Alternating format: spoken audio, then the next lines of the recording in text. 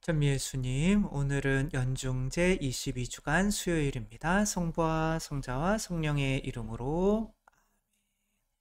네, 오늘 복음 예수님께서 이제 새벽에 혼자 기도하시고 제자들이 찾으러 오고 예수님이 다른 곳으로 가자 이렇게 말씀을 하시는 장면인데, 그 앞에 또 많은 복음을 전하며 기적을 행하시는 내용들이 나오는데, 그것이 기도와 무슨 상관이 있고 우리는 기도를 또 어떤 목적으로 해야 하는지를 한번 살펴보도록 하겠습니다. 어떻게 보면 굉장히 중요한, 우리가 기도는 하고 있지만 온전한 목적으로 하지는 않고 있기 때문에 굉장히 중요한 내용일 수 있겠죠.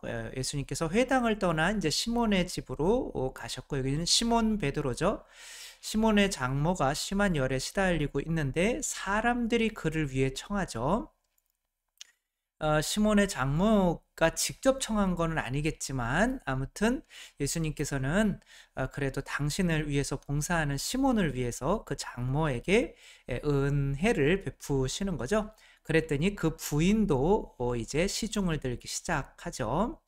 그러니까 아마도 예수님을 위해서 봉사하는 사람들에게 예수님께서는 조금 뭐죠? 이렇게 어, 안 보지 않으시고, 그래도 뭔가, 저도 신학교에 들어왔을 때 또 저희 집이 뭐 제가 있을 때보다 뭐 아주 잘 그런 건 아니지만 큰 걱정거리들이 많이 없이 해주셨던 그런 기억이 나네요.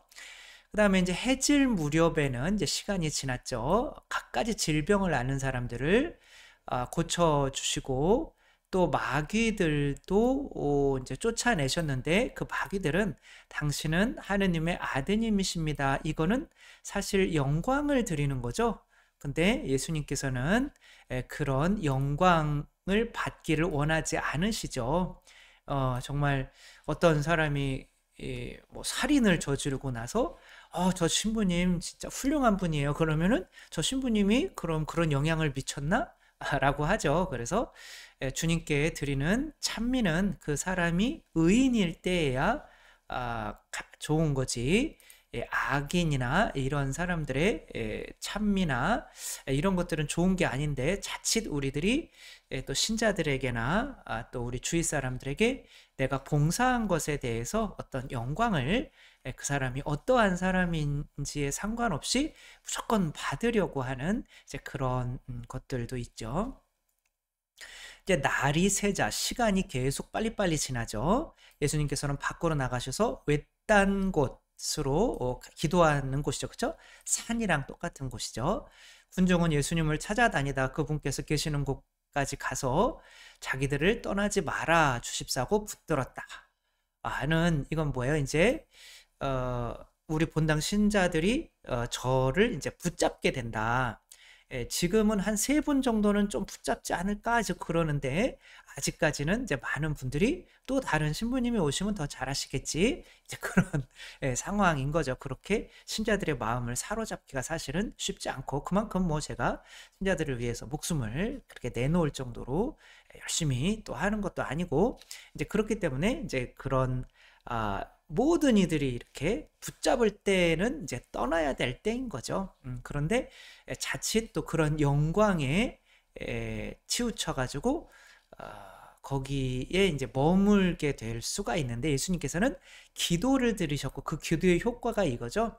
나는 하느님의 나라의 기쁜 소식을 다른 고을에도 전해야 한다. 사실 나는 이 일을 하도록 파견된 것이다. 여기서 제일 중요한 단어를 하나 고르자면 뭘까요? 파견이죠. 파견. 파견은 뭐가 생각나세요?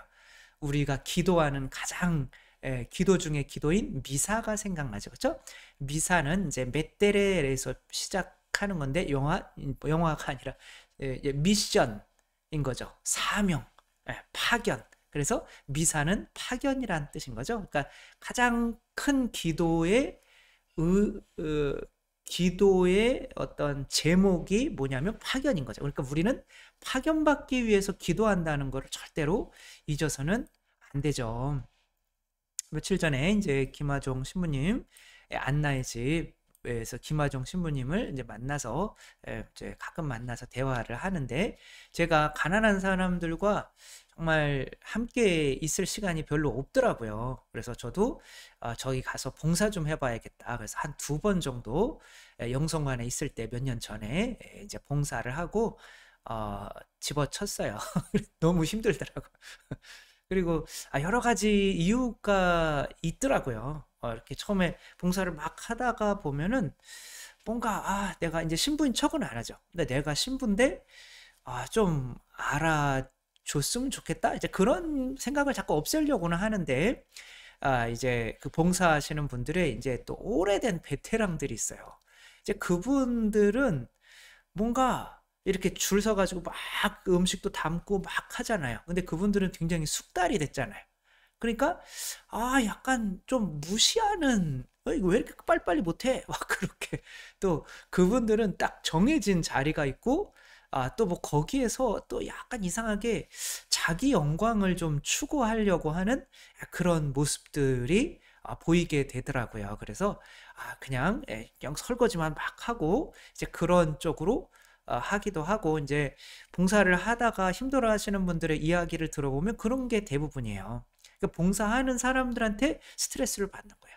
처음에는 이제 그 노숙자 분들이 막 이렇게 음식 해가지고 했는데 조금 몇 개 먹고 빨리 더 타려고 많이 남은 음식을 갖다가 바로 버리고 다시 와가지고 음식 달라고 그러기도 하고 그런 모습 보면서 야 저래서 가난해지는 게 아닌가 이제 그런 생각도 게 그분들도 판단이 되고 또 이제 다른 같이 봉사하는 사람들의 모습도 판단이 되고 하면서 가끔은 이제 짜증도 올라오고 이게 뭐 그리고 약간 기계처럼 이렇게 하면서 실제로 가난한 사람들과 접촉하면서 이들의 알고 이러는 게 아니라 그냥 뭔가 그냥 기계처럼 이렇게 자판기처럼 대주는 이제 그런 느낌들을 갖게 되는 것 같아요. 그래서 야 이게 무슨 의미가 있을까 이제 이런 생각이 들어서 저는 몇 번 하고 그만뒀는데 거의 뭐 35년 이제 40년 동안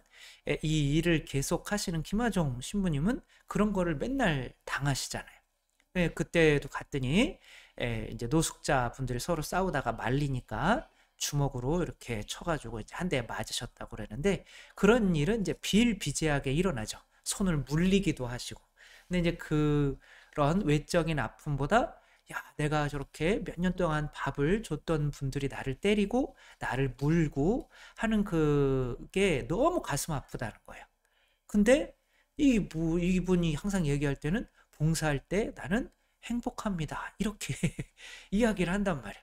근데 어떤 봉사자들은 이 봉사하는 것 가운데서 굉장히 어려움을 느끼고 몇 번 하다가 그만두는가 하면 어떤 분들은 그렇게 또 이런 것뿐만이 아니라 며칠 전에는 일주일 동안 그 경찰서에 8번을 다녀왔대요. 그 매번 그게 이제 누가 신고하느냐면 물론 이제 주위에서 사람들이 신고를 이제 워낙 노숙자가 많이 막 5, 600명씩 오니까 신고하기도 하는데 대부분은 또 노숙자들이 신고한다는 거예요. 그래서 신부님이 막 싸우지 말라고 그러고 손을 이렇게 만졌다, 나한테 폭행을 했다. 그래서 이제 돈을 받아내려고 하는 거죠.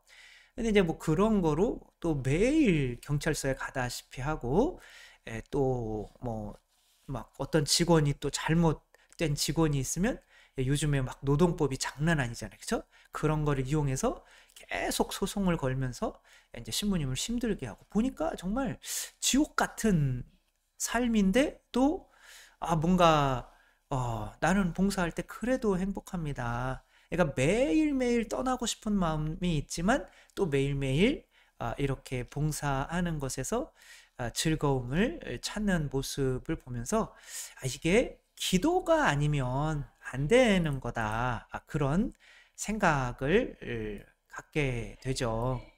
기도를 하면 뭐 이렇게 힘들잖아요. 근데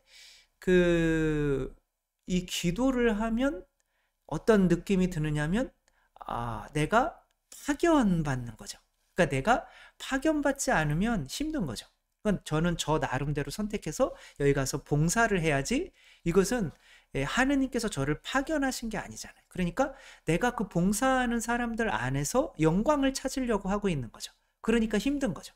자식을 키워도 마찬가지고, 내가 이 하느님께서 이 자식을 나한테 맡겨서 나는 이 자식을 키우도록 파견받았어 라고 하면 그 영광을 하느님에게서 찾으니까 이 자식이 어떻던가에 나에게 뭐 영광을 주든지 나에게 욕을 하든지 어떻든지 그렇게 담대하게, 왜냐하면 영광은 하느님께서 주시는 거니까 끝까지 갈 수가 있지만, 파견받지 않은 상태에서 하는 일들은 그게 아무리 큰 사랑이라고 하더라도 오래 못 간다. 그런 거죠. 미국에서 어떤 선교사가 이제 밖에 그 아프리카에 가서 이제 선교를 하다가 이제 말라리아에 또 풍토병에 걸려서 아내하고 첫째, 둘째 아이가 죽었어요. 그리고 이제 배를 타고 다시 미국으로 돌아왔는데, 그 아프리카에서 사냥을 하고 돌아오던 미국 대통령과 같은 배에 타게 된 거예요. 그랬더니 이제 배에서 이렇게 내리는데 뭐 빨간 카페트가 깔리고 막 빵빠레가 막 울고 막, 그러니까 대통령이 오니까 그냥 막 사람들이 막 대통령이 왔다 그리고 이제 싹 이제 걷어가지고 간 거죠. 근데 자기가 이제 이렇게 내리는데 아무것도 없는 거예요. 아니, 나는 선교 사람 영혼을 구원하러 가서 내 아내도 죽고 자식들도 죽었는데 나를 위해서 빵빠레를 울어주는 사람은 아무도 없고, 이 짐승들 죽이러 사냥 휴가 갔다 온 저 대통령에게는 저런 영광이 주어지다니, 이게 뭐야? 내 인생 헛산 거야?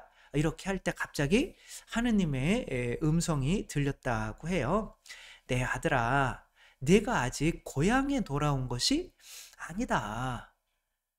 내가 고향에 돌아오는 날, 하늘나라죠. 그쵸? 군악대의 나팔 소리가 문제가 아니라 하늘의 천군 천사와 나팔 소리와 함께 내가 직접 맞이해 주마. 붉은 주단이 문제가 아니라 황금의 유리기를 깔고 내가 친히 너를 마중 나오마. 사랑하는 아들아, 끝까지 충성하여라.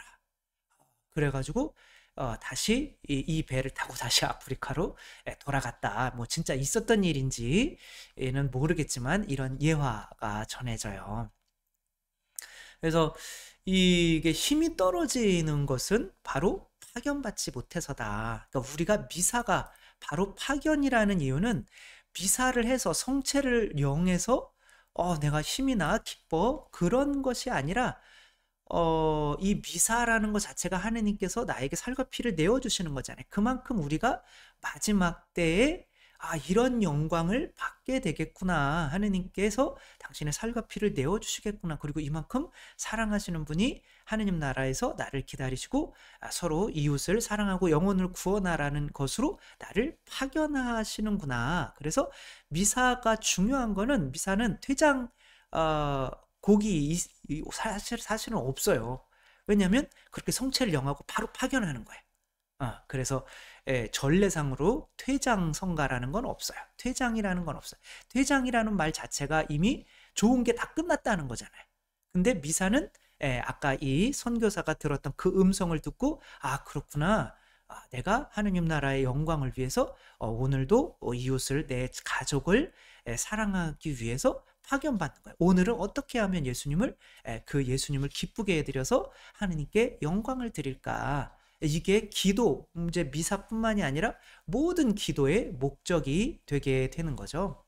우리도 기도의 목적이 진짜 어떤 목적으로 하고 있는지, 그래서 기도의 항상 끝은 파견이라는 거, 나는 이 일을 하도록 파견받은 것이다 라고 하셨던 예수님의 이 기도의 모범을 따라서 사는 우리 모두가 되었으면 좋겠습니다.